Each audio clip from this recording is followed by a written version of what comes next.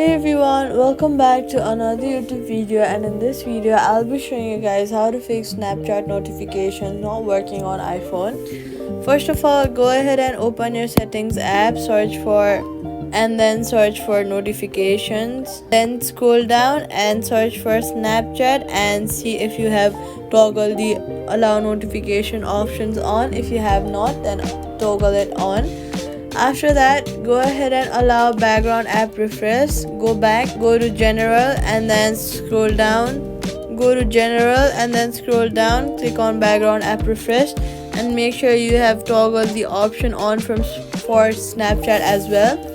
If this does not work, go ahead and turn off focus mode and then do not disturb. Scroll down from see if you have your do not disturb or focus mode turned on. If so, then just turn it off. After that, go ahead and open your app store and then update Snapchat. If it's still not working, update your app to the latest versions to rule out issues.